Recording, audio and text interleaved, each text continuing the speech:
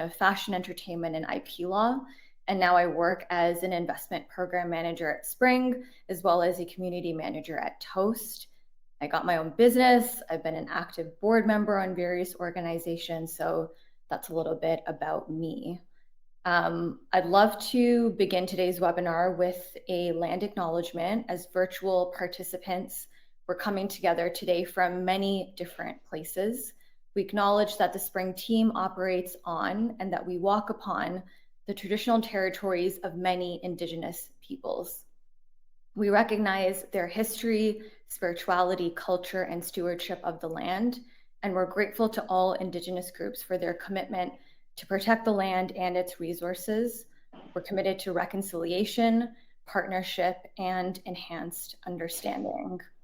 Before we get into who these speakers are and get into the nitty-gritty of today's webinar, I wanted to share and talk a little bit more about AccelerateIP. So AccelerateIP is part of the federal Elevate IP initiative, a nationwide program focused on providing IP support for early stage companies. This version of the program, known as AccelerateIP, is specifically designed to support hundreds of innovative startups based in BC, Yukon, the Northwest Territories, and Nunavut to grow and protect their ideas and intellectual assets. Led by New Ventures BC and Primate collaborator Innovate BC, AccelerateIP provides enhanced access to education, skills development, and truly amazing financial support of up to $85,000 for protecting, managing, and leveraging your IP. There are lots of partners and collaborators part of the program, including Spring, which we are, of course, very excited about. And so if you're connected with Spring in any capacity, we're really able to help you access the program by providing referrals, references, general advice, or any further information on the program. Please feel free to contact Natalie from the Spring team. We'll drop her email in the chat, and she'll be happy to answer any questions that you have. Other key collaborators in the program also include registered legal service providers that truly play a key role in streams 2 and 3 of AccelerateIP's programming. We're also very excited to have IP thought leaders from DLA Piper, a global law firm in over 40 countries, and one of the legal service providers of the program who can assist you with your IP needs in those specific streams. Very exciting. That was a bucket full of valuable information. If you have any questions, again, do feel free to contact Natalie. And also at the end of today's webinar, I'll be sharing a little bit more about how you can get involved. So let's set the stage. Why are we here today? What are we talking about? We're going to be discussing benefit strategies and considerations for businesses when it comes to thinking about, seeking, and entering into international IP contracts. Before we get started into all of that, I would love to have Mike, Richard, and Keith introduce themselves. So Mike, let's start with you. Sure, thanks very much, Ashma. Thanks for the whole intro there. My name is Mike Reed. I'm a partner with DLA Piper based in our Vancouver office. I'm the co-chair of our Canadian side of the Emerging Growth and Venture Capital Group. So I work with a lot of different companies at different ages and stages through their whole growth cycle. I do a lot of work in financing and M&A, but also in earlier stage and throughout in commercialization and commercial issues, oftentimes which involve both registered and unregistered IP. So very familiar with a lot of these topics and really excited to jump into it. Amazing. Yeah, excited to have you here. Richard, tell us a little bit about you. Yeah, hi, I'm Richard Marr. I'm a partner for DLA based out of the Toronto office.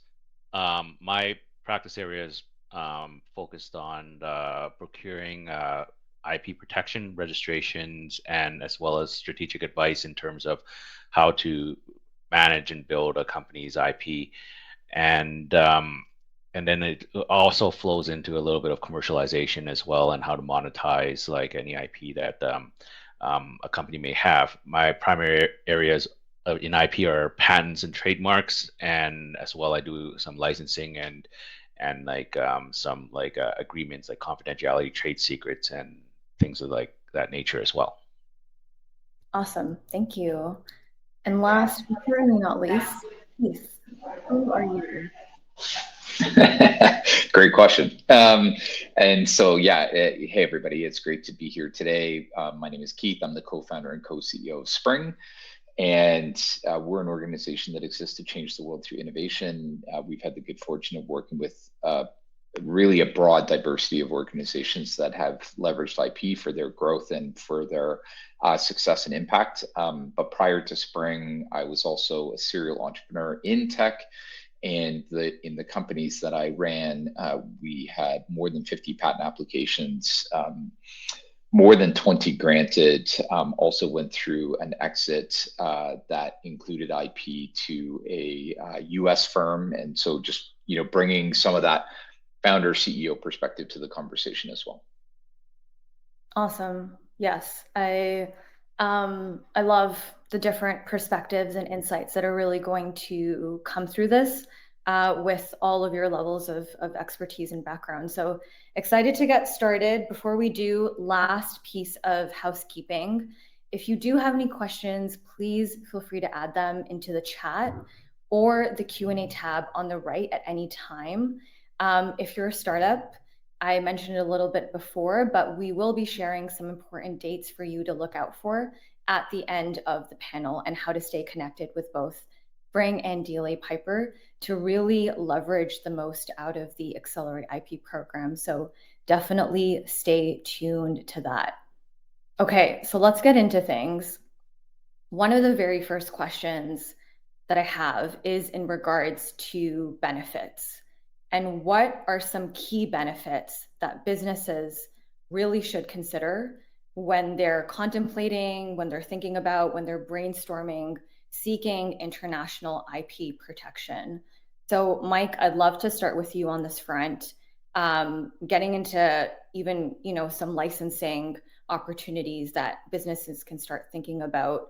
Yeah, let's start with what are some key benefits businesses should really be considering. Sure. So I think from the framework of this whole going international perspective, I think to me a lot of times when I'm discussing with clients who are just entering into that strategic plan for how to actually look internationally, they're not starting with IP. They're starting with, where's the money, right? Where are the dollars? Where's my market? Who am I going to be serving? I don't have many clients who are looking to own the Vancouver market or the BC market. Sometimes it's the Canada market, but usually you're wanting to look further. And so the whole concept of looking internationally for for your IP protection is about what does that open up to you? So if you're doing something in Canada, are you going to be operating in another country? Are you going to be seeking to be in another country? If you're not necessarily thinking about it in terms of being boots on the ground, you can be losing opportunities, right? So one of the questions, and you brought up licensing. If you're creating something that's new and unique and will have potential application in other places, protecting your IP internationally can open up those channels for you to actually create revenue streams that you might not in your core business. So being able to license to, think of it almost as I don't want to overuse the franchise word, but if you think about it a little bit as a franchise, doing something in one location doesn't mean that you necessarily are barred from doing it in another location. Being able to actually reach out and have partner organizations somewhere else outside of kind of where your core focus area is can actually create that open field effect. But depending on what it is you're doing, you may not be able to actually do that if you don't have that protection somewhere else. So again, if we're talking about patents versus trademarks, there can be some differences in the strategy that you employ. But that opens up an ability to then kind of have ownership over some part of either your brand or your product that's in someone else's hands, which can be interesting and is not necessarily the first pathway that every startup company thinks about. They think about what they will actually be doing, but there's all sorts of opportunities out there that and ways that you can commercialize your IP that don't involve just your own direct use of it. I think that's such a great point, and I actually love that phrase of boots on the ground, because I think that provides a sense of how to really start that brainstorming process. And Keith, I see that you even dropped in the chat as to what that can include. I'd love for you to speak a little bit more about that. Yeah, I think from my perspective, what I liked about what you were sharing, Mike, is that you're treating it as this opportunity to create strategic lift or to amplify the opportunities for the venture. And I think the additional pieces that I would then extend into that, one is when you have international IP, it can actually create negotiation lift or negotiation leverage as well, because you're demonstrating a certain unique value that maybe can extend beyond a chit chat conversation or a bit of a tech due deal, et cetera. That's kind of point number one. But I do think that in addition to that, where that is talking about, like, let's call it the day-to-day business growth and opportunities, the other pieces that come into play here would be, for example, that when you have international IP, it can increase the value of the organization and its appeal to investors. And so as you're seeking growth financing, there are a number of investors out there who really value IP, value international IP, and it can actually put you in a place where you can attract more investors and you can actually sometimes and or often negotiate more favorable terms for your organization, because you're not just showing market opportunity, team, and progress, but you're also showing this like very unique competitive advantage that is defined within IP. And then the final thing is, depending on how the firm is thinking about exit, and especially when, as a part of exit strategy, you're thinking about M&A, having international IP can increase the value of the firm and it can increase negotiating leverage at the same time. So just noting that the benefits of IP are all of the things related to market development. And I think Mike, really laid a great foundation there, but it also includes the strategic value when you do things like fundraising and M&A. Yeah, I think that's such a great point, that how are you leveraging your IP when you are having those types of negotiations with various stakeholders. So I think that's a fantastic point. Getting into now what I would say could be qualified as the barriers to entry. I'd love, Richard, if you can jump in here on, again, that similar idea of key benefits and really specifically when it comes to barriers to entry. Yeah, and I echo Mike's and Keith's comments about like creating value and like and things to consider when going international for a startup company, and I especially the points about like how IP generates value and investors like to look at companies with IP. You got to think about it for startups. The reason you're starting up an idea, you have a great idea, you want to push a product or like something like be it software or a physical product or tool of some sort. You obviously have like some improvement that you have made over what's existing out there because you created something that solves a new problem or makes life easier, makes things more efficient.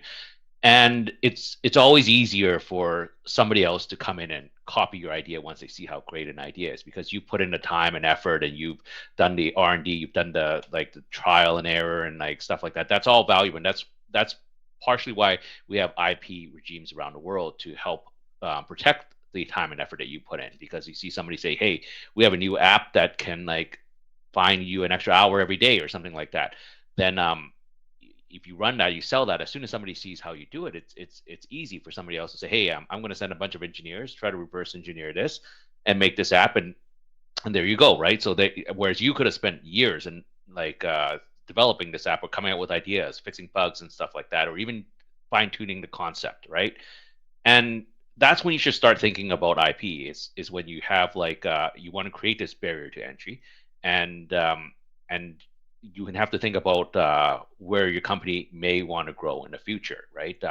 And obviously, like as a startup, their finances are limited, and like you need to like raise money and stuff like that. And it would be nice to protect your invention or your product everywhere in the world, but sometimes you have to make decisions, and you got to consider like the best market to do that in. But generally, um, the more marketplaces you have, and it depends on the nature of the product as well, and where can people copy this, and where can people like start basically like stealing your idea, so to speak, right? And reaping the rewards of all your R&D.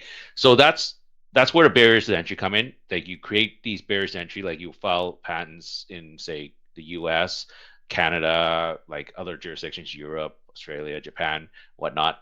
It creates these extra barriers for anybody who says, hey, that's a great idea. I'm going to try to access this marketplace with your idea. And even though you're not operating there at the time, and it's something where you may want to expand, it's something to keep in mind, right? Like if in a sense, like if you're not going to apply for IP there in a certain jurisdiction, you're kind of saying I'm okay with people like copying my product and selling it there, right? And again, I understand that, and I work with clients all the time, like that are startups and they can't file a Japanese patent, they can't file a European patent because the resources aren't there, right? And it's a decision that you should be thinking about when deciding to not proceed in a certain jurisdiction, right? And how that affects your company going on in the future.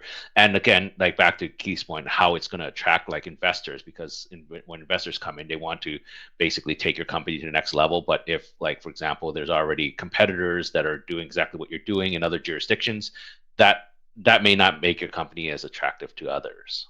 And not only about patents, but like so that's mostly for the patent side.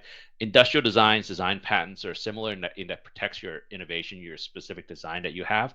But trademarks are also important as well, because trademarks generally build on the goodwill of, like, say, a product that you have or your brand recognition, and you do want to protect that. And there are instances of like trademarks where you would have a successful trademark in, like, say, North America, and then somebody uses the exact same name or registers a trademark somewhere else, be it Europe or China or like Australia or something like that. And then you're not allowed to go into that marketplace with your brand recognition or with your brand anymore, right? Just because you don't have trademark rights there. So that's something else that you also want to think about. And it depends on what kind of product you have, whether it's something that's more associated with the source, or whether it's more like the actual like underlying like product that you have where the innovation is. And that's one of the benefits of like talking over like IP and what you want to like apply for with your advisors before like making decisions.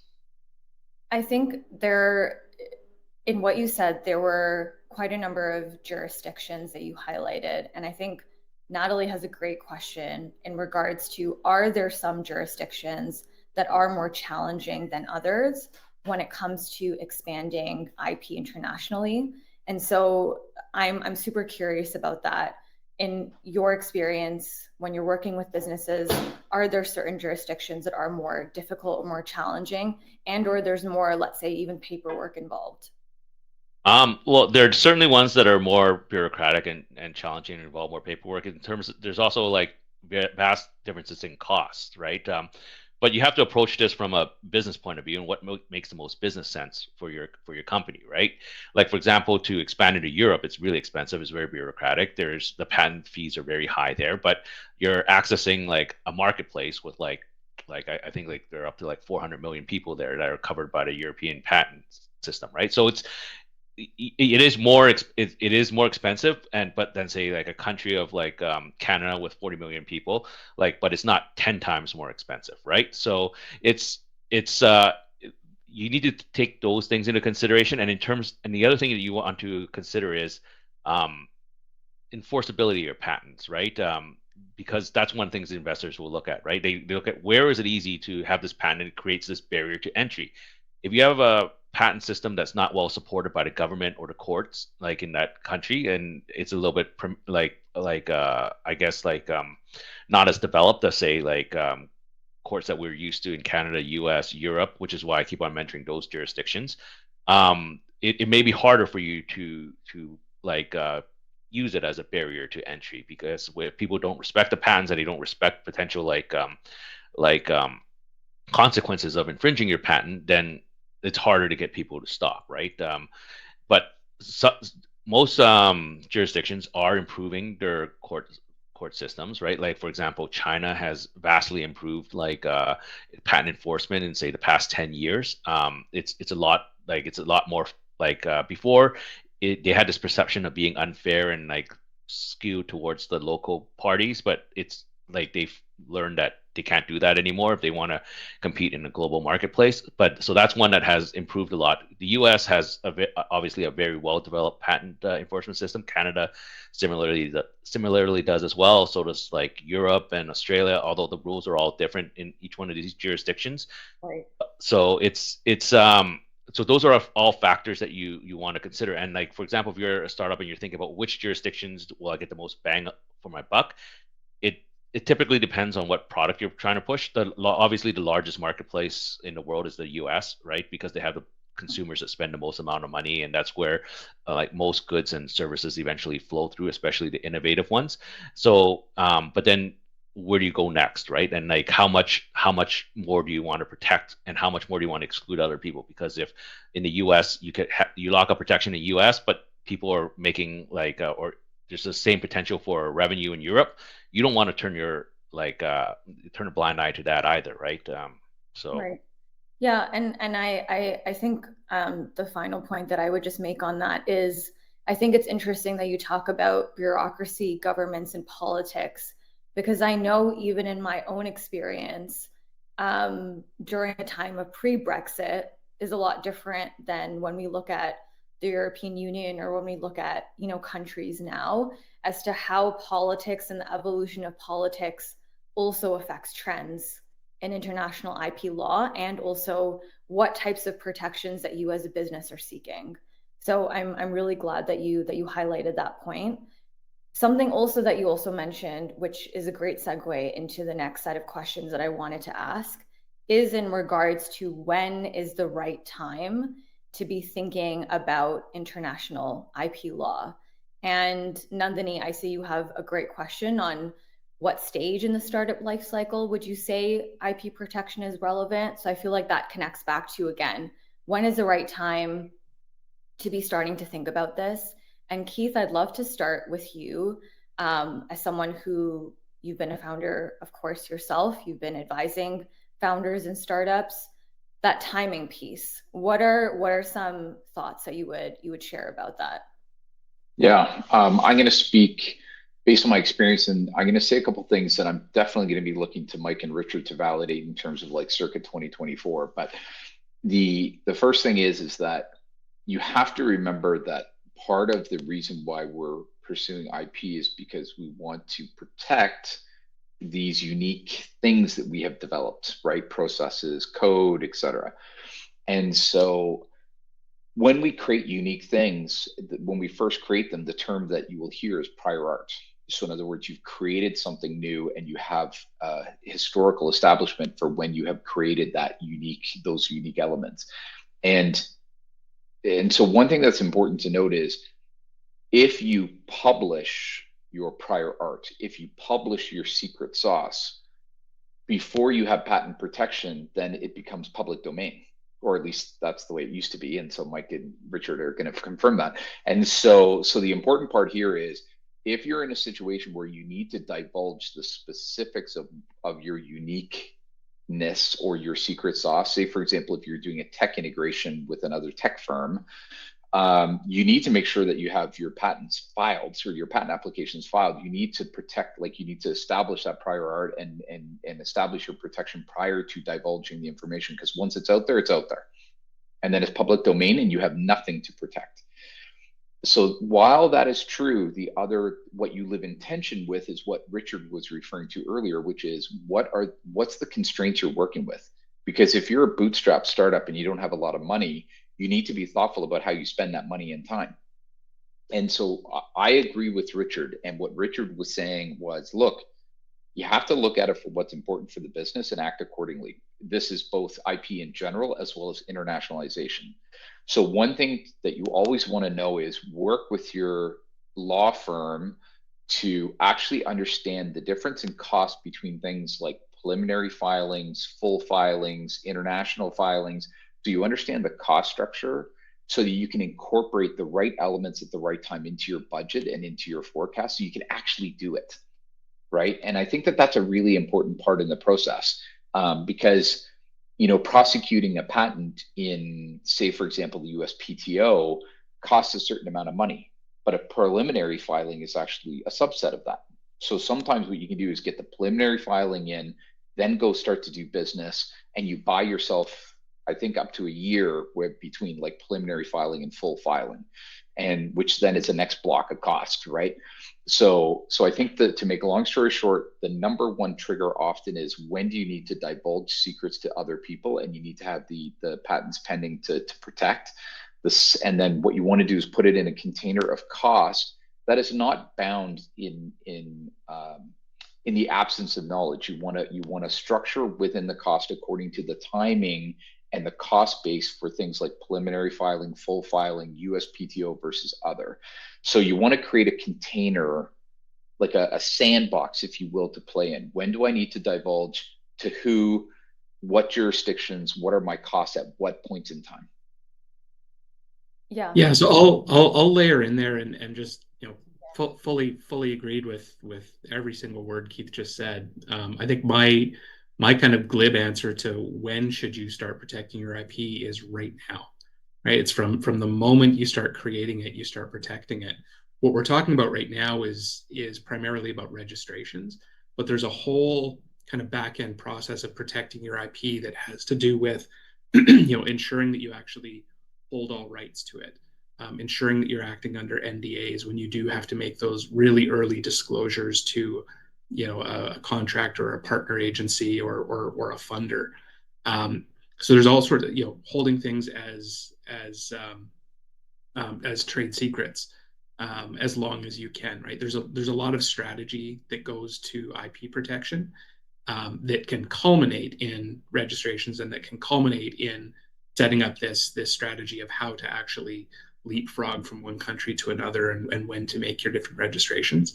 But I think being conscious of what you're doing right from the get-go, and making sure that you're not taking a step that eliminates future steps, right? And this is what, when Keith is talking about prior art is something that an examiner is going to look for when you're making a registration.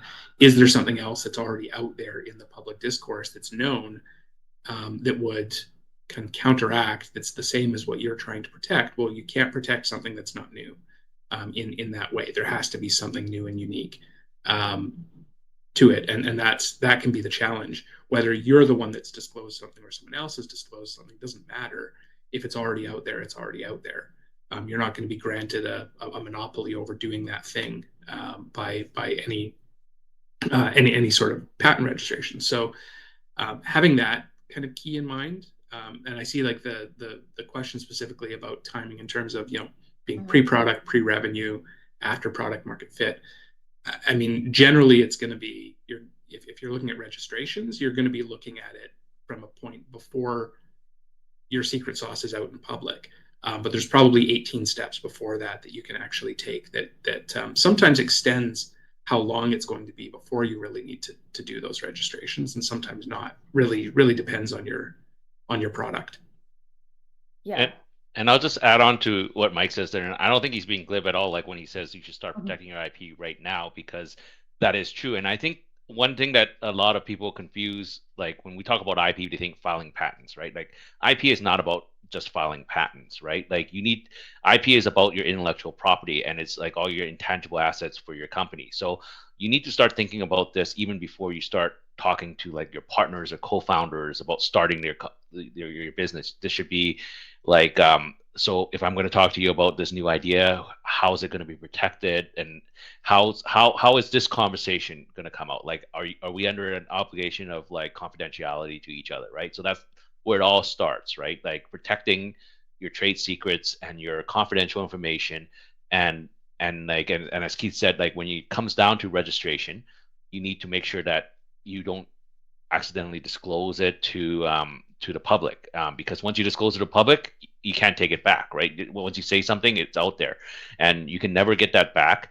And it's in there are all too like many instances where founders or like companies just accidentally disclose their IP. They could be at trade shows. It could be for if you're like working at a university lab, they could file a research paper, or you could just tell a family member at dinner one day, and then like that family member goes and tells somebody else. Like it's there's you have to be more disciplined in keeping track of like your information. And Mike mentioned that it's great to have things under NDA, but I think that NDAs are good to a certain extent, because even if you have an NDA, if somebody decides to breach that NDA, as a bootstrap startup, like good luck trying to enforce that, okay? Because that's something else that people don't think about. Oh, I signed an NDA, so I can tell everybody in the world who signs this NDA, right? And once you start like trying to raise funds and you start talking to like serious investors, good luck trying to get them to sign an NDA, because most of them will just refuse to sign an NDA, right? And in terms of like back to the original question of when is it like The right time. important, the right time, Yeah. it depends on what type of IP you're going. Like for example, like we say, keep track of your confidential information, protect that from the very beginning. And when is it? And if the question was when is it right time to file a patent? Well, like for a startup company, it patents are expensive, and as long as you can keep everything secret, and nobody else is developing like competing technologies with you to beat you to the patent office, you can kind of hold that to your chest and keep working on it until you come up with a more refined product. And when I say come up with a more refined product, say for example, if you're in the software space, and if you're wondering why I keep on alluding to software, it's because I'm a software patent guy. But you like keeping it secret is not like releasing a beta version. Okay, that's not keeping it secret, right? Like once you do that, it's kind of out there, right? So you would you can develop that as long as you want until you save enough resources, until you like, are sure enough that this is a good idea, and then you can like file a patent for it. Like and again, this is a strategy for a company like based on certain budgets that typically like startup companies have. Whereas like for example, if you're a company like Apple, as soon as somebody comes up with an idea like on lunch and writes it on a napkin, yeah, file a patent for that, right? Like, but there's different types, different levels of companies. Like I work with both types of companies, so it's not one. It's never a one size fits all solution, right? And like as Keith said, you have to like have an open dialogue with your advisors and your law firms and your patent agents, so that they can like advise you on when's the right timing based on your business needs and business goals for your IP. Yeah, such great points. Yeah, the concept of right timing is really on a case by case basis. It isn't a one size fits all for, this specific way works for every type of business. We've talked a little bit about benefits. We've talked about timing and considerations. I wanted to also now get into more of the strategies when it comes to actually streamlining international filings. So whether it's, thinking about Hague, Madrid, chaining applications, I'd love to go back to actually you, Richard, on that. What are some strategies that businesses can think about to streamline their international filings? Well, there's like again, this is like all on a case by case basis, but like you mentioned, like quite a few of them there. Like there are definitely or there are different treaties around the world. For example, if we're talking about patents, there's the Patent Cooperation Treaty, there's the Paris Convention, and what those allow you to do is allows you to file first an application first, and then defer like deciding on which countries to go into. Like in terms of a Paris Convention filing, you have 1 year to decide on which countries you want to go into. And in terms of a PCT, you have typically 30 months, at least 30 months from the first priority date, and or basic, which you can think of as the first time that you filed it in a patent office. So that could be your provisional filing. You'll have 30 months from whenever you file that application to enter into, choose whichever jurisdictions that you want to go into. And there are certain exceptions to these treaties. Not every country is in part of these treaties. They're and your patent like advisor would be able to discuss that with you. But most of the countries and jurisdictions are some of the smaller economies that you wouldn't apply for anyways. And Madrid, you mentioned Madrid. That's a streamlined process for filing trademarks around the world. And the Hague Convention is a streamlined way of filing industrial designs, and we call them industrial designs in Canada. They're called design patents in the U.S. And that's a form of IP that shouldn't be overlooked, because a lot of people generally don't think about that. But design patents are powerful tools. Design patents and industrial designs are powerful tools in protecting aesthetic features of products or stuff, and preventing people from copying those as well. Another thing that you may want to consider is in terms of from a budgeting point of view, is to select which markets you want to file your IP in, right? Like, for example, if you're planning to I think we touched a little bit about this at the beginning, where we're talking about which jurisdictions your company hopes to expand to and have protection and create these barriers to entry and create this brand recognition. Those are definitely considerations. And you need to be look at it with a business return on investment point of view, and decide on which jurisdictions to go into, which jurisdictions not to go into. Typically, for a company, you have a similar group of products, so the decision would be similar. Once you have gone through the thought process on one, you can generally reapply that to all your other products going forward. Of course, if you have more a diverse offering in your company, you may need to rethink that for each product or for certain products, depending on what you want to market. I actually want to dig into that piece about ROI, and another thing that's really coming up in this conversation as well, around thinking about the competitive landscape as you're brainstorming and strategizing ways to file your IP. This is really a question for all three of you, but we can start with you, Keith. How would you almost, when it comes to that intersection of thinking about the competitive landscape, how would you almost say that businesses should be thinking of that when it comes to choosing the jurisdiction, or when it comes to actually beginning that process of filing? Yeah, it's such a good question. Now I'm going to answer this in the way, through the lens of a founder. And Mike and Richard, I'm very curious to see if I'm on point on this, which is the important question here is actually, of course, we take into account competition. It's one of the reasons why we do this. The key, though, is, at least the way that I have done it in the past as a founder, is you actually have to know which market that you and your competitors are selling in. So, for example, I'll give everybody an example. There was a case where we had some data visualization software. Our primary competitor was in Finland, domiciled in Finland. That's their headquarters. But the reality is that 98% of the market was in the US. So if you wanted to sell it, it didn't matter where you were in the world, you needed to sell it in the US to US headquartered companies. And that meant that from an IP perspective, we would actually put our patents in the US. Because that's actually, if you needed to contest what somebody was doing according to product sales, that's actually where you had to do it, was where the product was being bought and sold.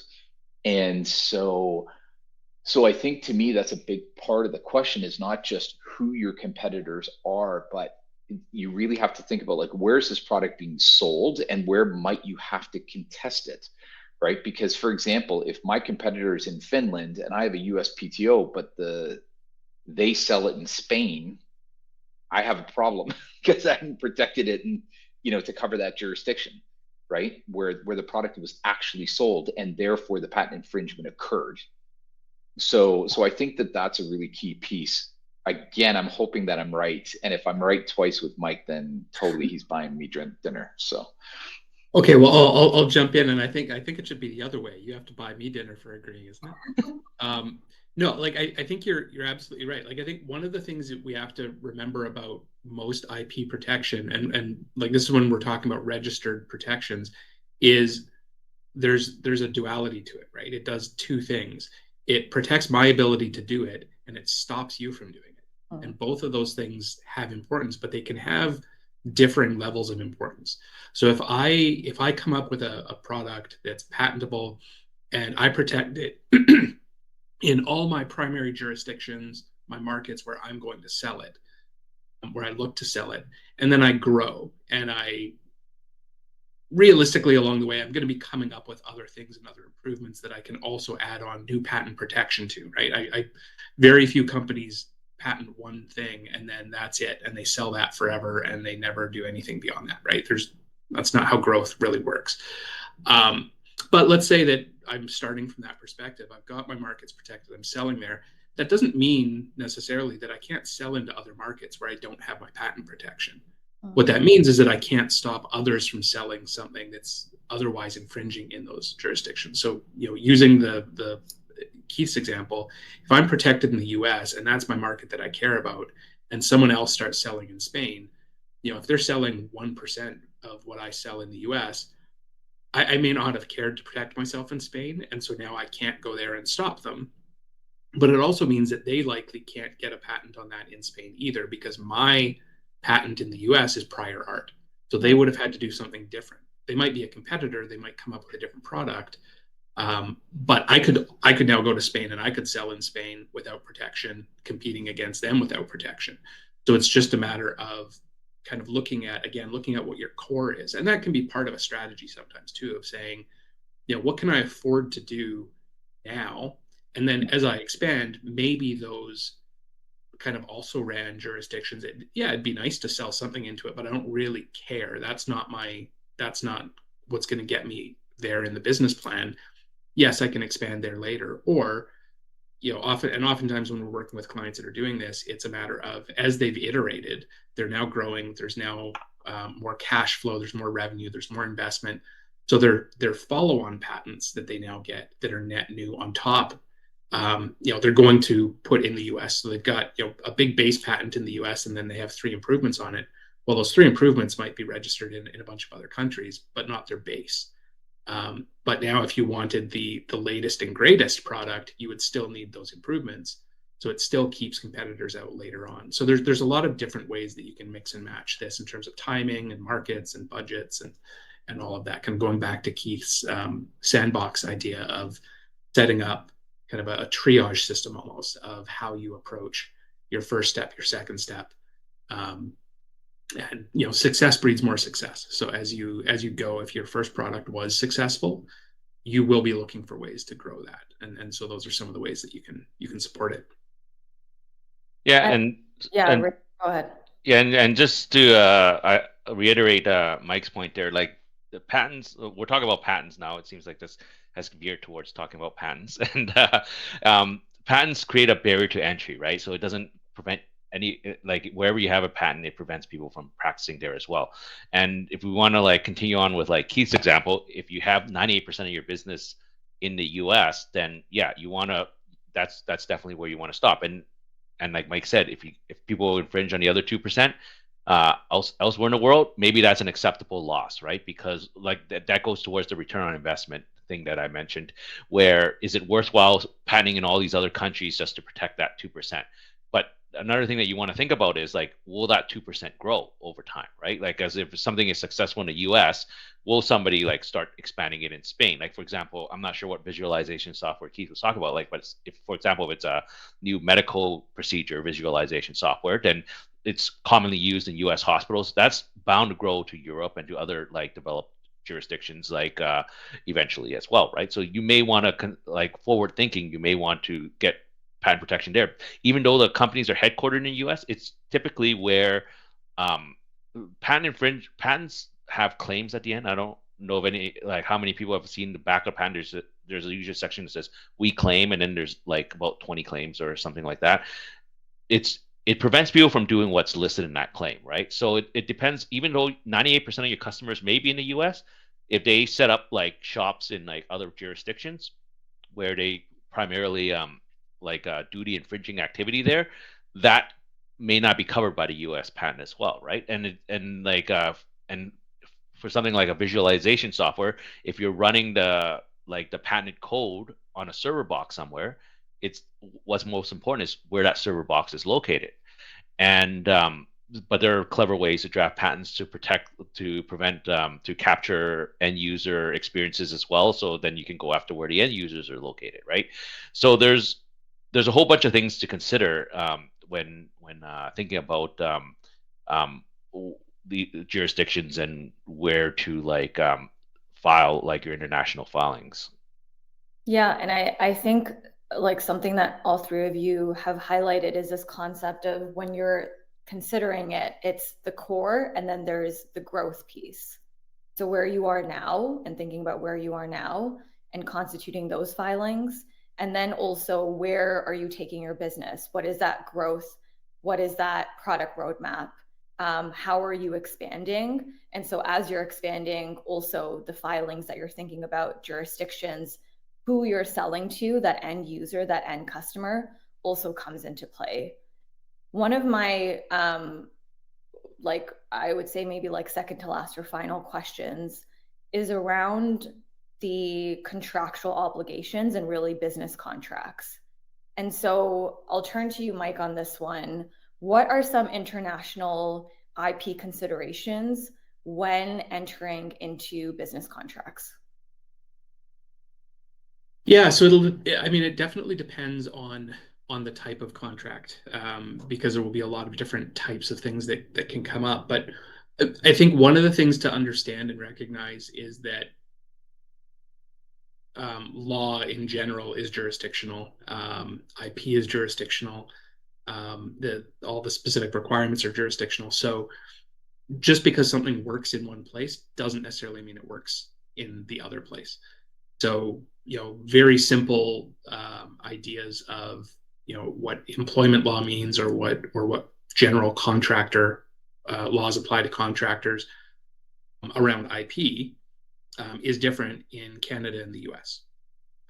There are different defaults under that. So none of these things, and this is maybe just again, a high level statement, but we talked earlier about how it's, there's different levels of bureaucracy required in different jurisdictions and whatnot. And there ought to be. That's what we're actually counting on. None of these things are inherent. Intellectual property isn't a natural right. It's a creature of statute, right? It's created by bureaucracy or by government, but then enabled through a bureaucracy. So you have to understand what the rules are that have been written. And so just as that example, under US copyright law, there's a concept of work for hire. And that has a really specific meaning. And if you're contracted under work for hire, then there's defaults as to what happens to the IP. Well, that's different. We don't have a specific work for hire concept in Canada. We have different concepts. We have a different Copyright Act. We have different defaults in ownership in certain ways, and then different common law, which is developed around how that's approached. So, one area where it's been, I've seen clients have challenges is just from a perspective, we live and work in a global environment. The pandemic really expanded on that. People are more used to that now. So what happens if you, as a startup, have a distributed workforce? What's that mean? Right? What does it mean if you have employees in a bunch of different jurisdictions? What does it mean if you have contractors in a bunch of jurisdictions and they're all building your IP? Right? You want to make sure that whatever you're doing, you actually own that thing that you're paying people to do, that they don't actually own it, that they don't have additional rights in it in some way. So making sure that you have just that level, and that this is just the internal level, right? We're not even getting to external where you're really contracting with actual third parties. It's one thing if you say I'm contracting this individual contractor in Serbia or in Peru or in Malaysia to build something for me. But what happens now when you're hiring a third party developer who then has a bunch of different contractors or employees? So making sure that you have all of that, all of those contracts and those concepts in mind as you're building, I think is a really, really important piece. There's all sorts of other contracting things we can look at too. We talked about franchise, talked about joint venture. These words have meanings, but they have different meanings in different places. Sometimes they're regulated, sometimes they're not.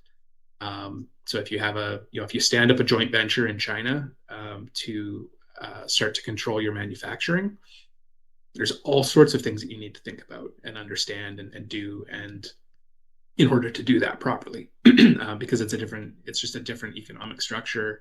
It's a different corporate structure. And all of those little ties can deal with the underlying ownership aspect of your intellectual property. And trust me, if you don't understand what you've done, there will be a point at which you have to understand, and that's the moment someone else is going to write you a check. They're going to demand to understand all of it, and for you to figure it out if you didn't have all your ducks in a row. So it's always easier to do it, kind of get the advice in advance and do it right the first time rather than fixing it later. But that sometimes budgets get in the way sometimes as well. So sometimes you do have to step in and do a later fix. Keith, I'd actually love for you to jump in on that because, we have a lot of founders in the room. We have a lot of businesses in the room. How do you think about, again, that concept or that intersection of building your business, strategizing your IP, while also keeping in mind or keeping track of policies that are in place, where you're building your business, what the jurisdiction that you're building your business in? How have you been able to think about that relationship of, okay, I have my startup, I have this goal in mind, I have an intention, and also I have to keep in mind policies and frameworks that are in place when it comes to where I'm working and where I'm going. Yeah, it's a great question. For me, I think there's a two-part answer to this. The first one is it first speaks to what I will call good planning hygiene, and so that is, and if everybody is looking for an easy suggestion on frameworks and tools to do that, I highly recommend the Metronome framework created by Shannon Susko and Metronome Unlimited. Making sure that you have, you kind of your vision locked in, but you also have a solid 3-year plan and a 1-year plan. And the reason is because in this particular case, what we're actually talking about is we're talking about almost in effect adding a new category to our planning process. Everybody, when they're talking about planning, they're always thinking about like, hey, how do I build competitive advantage? Typically speaking, that's non-IP related competitive advantage. And so it kind of fits into this like standard planning framework that I think a lot of people see. However, when it comes to IP, it is incremental work. And so this now leads to the second layer, which is if you think you have IP, I think it's time to go talk to somebody and find out if you do have IP. And if you do, then you get to now layer this into first your strategic planning, right? If my plan is to grow globally, but in the first 2 to 3 years, it's North America, then I'm going to go to Europe, then I'm going to go to Southeast Asia. Then what you need to do is build the corresponding components for your IP strategy and how you will think about implementing it. And you'll get some thoughtful advice and hopefully coaching, partially from an Accelerate IP program, partially from an amazing law firm, and kind of maybe even your fellow CEO. So I think that's really important, is to acknowledge first and foremost, you have to plan it in. And then the second thing is you actually have to bake into your monthly cadence the investment of time and energy to make sure that you're on top of it. And this is really, I think, what Mike was talking about. Like, there are certain policies and jurisdictions that you need to keep an eye on things, right? So Richard was doing a great job earlier about talking about these different organizations, governing bodies and kind of processes, patents on one side, trademarks on the other side, but you kind of have to keep up with the news. And you also have to keep doing spot checks on prior art research, right? So you need to kind of like do that USPTO search on like, has anybody submitted a patent application that has been published in the last month, last 3 months that might be in my world, either directly or peripherally? So there is a level of investment. The important part is that the investment in strategic planning, the investment in tactical planning, and then the investment in time is all about ROI. If you have a company that has rich IP and it's going to be a part of your growth. It's going to be a part of your profitability. It's going to be a part of your fundraising and ultimately your exit. All of these are worthwhile from an ROI perspective, but it does require to your point, Mike, it requires to have the right planning hygiene and then the right kind of cadence hygiene to be like, yes, I have to sell. Yes, I have to build a great team and make sure they're thriving. Yes, I have to make sure my customers are happy. Yes, I need to invest on a regular basis how I'm going about this process of going from high level vision on IP to IP strategy to execution. Yeah, fantastic. I love that because I think it provides a very simple way of the importance of planning and how important planning is. We can talk about the benefits and the considerations, but at the end of the day, those plans have to be embedded within what you're building at various stages. It was so interesting because earlier in Nandini's comment about where in the startup life cycle are we considering this, there's like a plan involved in each stage of that life cycle as your business is expanding and as it's growing. So we're almost at the time, we're almost at the mark. The chat has been very active. Thank you all for your questions. I think in wrapping up, and maybe like this is like a 30 seconds from each of you. We've sort of touched upon like keeping up with the news, keeping up with trends. I would love to hear from each of you a little tidbit on what are some trends that you're seeing, emerging trends in international IP that you think the audience here should really be aware of or should just have a think about, have a look at. Richard, maybe we can start with you. Yeah, well, one of the trends, obviously everybody knows is like AI. So there's like a lot of talk on AI and IP and what IP can protect in terms of like AI. And there's a lot of things to consider if anybody works with like AI because you need to train your models, you need to develop your models, and all of that could be protected under patent protection. People can also protect try to protect using AI to basically find new efficiencies. Like if you, for example, people are patenting like AIs to develop drugs, AI to come up with new processes for like I guess like managing financial funds and stuff like that. So that's one of the areas that are a little bit more like controversial in terms of like getting IP protection, but like yeah, that's definitely one of the hot topics now. Blockchain used to be the hot topic about 4 or 5 years ago. That seems to have like died down a little bit, but like yeah, those are some of the hot topics in my area. Okay, AI. We had to talk about AI. It had to come up in the conversation somehow. Well, you asked for it, so. Yes. Okay, Mike, what is a trend that you're seeing? Yeah, I mean, I was going to say AI as well, so I'm trying to think of another angle on it. But I think, I mean, so Richard was talking about AI in the perspective of kind of AI opening up to enable kind of that new inventiveness and questions about who's actually inventing and all that to be determined. I think a lot of the kind of AI trending that I've been looking at and talking about has been more on the other side of it, of the AI infringement, and how a lot of if you are dabbling with AI, being careful that what you're doing is not inadvertently infringing on someone else or purposely infringing by taking others' IP in an unauthorized way and using that to train your model. It's one of the kind of concepts of IP. When I said unintentionally infringing on someone's IP, intention doesn't really matter. So if I've got a patent and you do something that infringes on it, you don't have to have realized it. Right. The first time you realize could be when I serve you with something telling you to stop. And with the kind of as potentially certain developers are becoming a little bit more removed from the actual development process by using AI as this intermediary, there's more potential for that overlap to occur when you're not actually paying attention to kind of how the sausage is made. So that's definitely something that's coming up, and I think is going to continue to be a trend in kind of the whole AI discourse around IP. Okay.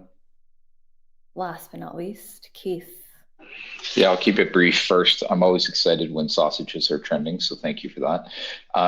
The second thing, and the more important one, is I think one of the biggest trends is actually not in IP protection in and of itself. It's actually the rise of the next generation of amazing markets to sell in and the implications that will have on IP protection. So, for example, the rise of Vietnam, the rise of Indonesia, the rise of Nigeria, like large domestic population markets that are starting to hit the radar of Canadian, ventures in terms of their global expansion, and thinking about the when and the how to look at those markets. So we can't underestimate that enough. Richard talked about Europe being a 400 million person market.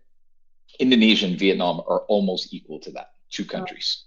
Right, and fast growing middle class, fast growing domestic markets. And so I think, to me, that would be the trend to look out for, is as people are thinking about market expansion, think about not only established but also up and coming markets. Where's your future, and how do you loop that and integrate it into your IP strategy? Yeah. Love that. Thank you. Today was great. Thank you so much, Mike, Keith, and Richard, for all of your time. We'll be sharing their contact information in the chat below if you'd like to stay connected with them and DLA Piper. Some important dates to remember are applications for Stream 2.2 and 3, where you'd be able to access up to $85K of costs for legal support, reopens on April 30th. So that's at the end of this month. Please make sure you make use of this amazing opportunity to refine and implement your IP. This webinar has been recorded. There's been a lot of great insights shared. So I hope you all take the time after today's webinar to let that percolate, digest, whether it's you thinking about your own business or someone else that you are working with, networking with, whatever that might be. And if you're connected with Spring and would like a referral, please do reach out to Natalie at natalie@spring.is, and we would be more than happy to help you out. So with that, again, thank you to you three. Thank you to everyone that tuned in. And yeah, we're excited to do more of these. Thanks so much. Thanks, everybody. That was great. Have a great day. Thanks for having us. Thank you. Bye. Bye.